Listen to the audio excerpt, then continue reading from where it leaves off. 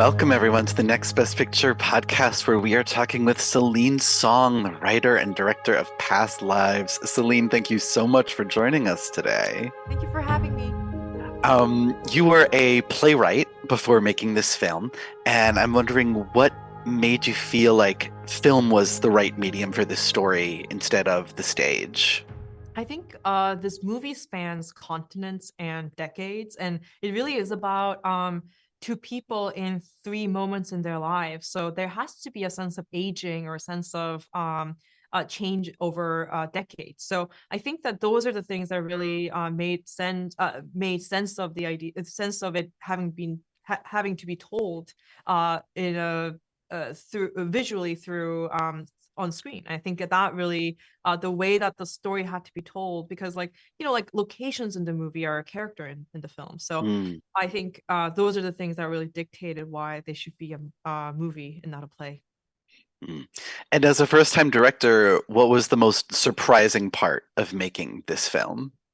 I think that it's both that something I realized that is the time that I spent in theater, the time that I spent being a storyteller in these other mediums, and my sense of character and story and the experience that I have around that, it actually transferred pretty directly in the directing of it too. Mm. And I think that that is something that I learned that was really exciting, because I was like, oh, I know how to do this. So it was kind of that piece of it where like, oh, I thought I wouldn't know how to do anything, but this actually I do know how to do a character and story. I know how to do that. I know how to work with actors. I know how to put together a scene, do dialogue. And I think that really was the part that was really pleasantly surprising. Mm. The part of it that wasn't pleasantly surprising is things like there's some things that are completely out of your control in a way Mm. that in theater you don't really experience, because it's all in a one room that you can Yeah. control. But in film, it's like sometimes you're like, well, the sun isn't out, or like or Mm. like, oh, it's pouring rain,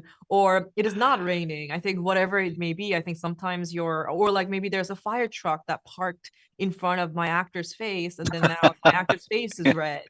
And I think there are just some things about especially making a movie in New York City that Mm. you just have to learn how to let go of having control about. And I think to me that was a kind of a learning experience too. Hmm. And one of the things that was also out of your control in the making of this was 2020, Mhm. because you wrote this in Yes. 2019 and Yes. then shot it in 2021. Mhm. Did you find that during that time and what was happening in the world, did the piece change for you at all? Did you go back and edit it? Did you have a different perspective on it? Um, no, because I think that what was amazing to me was that the movie felt like it was deeper because of what we were going through more than anything. And I Mm, didn't really have to change anything for that to happen. So it really was like, and I think that as an artist, you want to be a step ahead, or you want to be a little bit on the edge of the time that you're working in. So to me, it was just a great confirmation that this story should be told, because I could feel like, like the sequence in Skype, the sequence about not being able to see each other, and all of those things, like weirdly ended up resonating a little bit harder because of what we all went through as a world. So I think that to me, that really was at but I didn't change anything about it. But I think it was more like the movie itself, the context for the movie changed around it more than I changed the movie.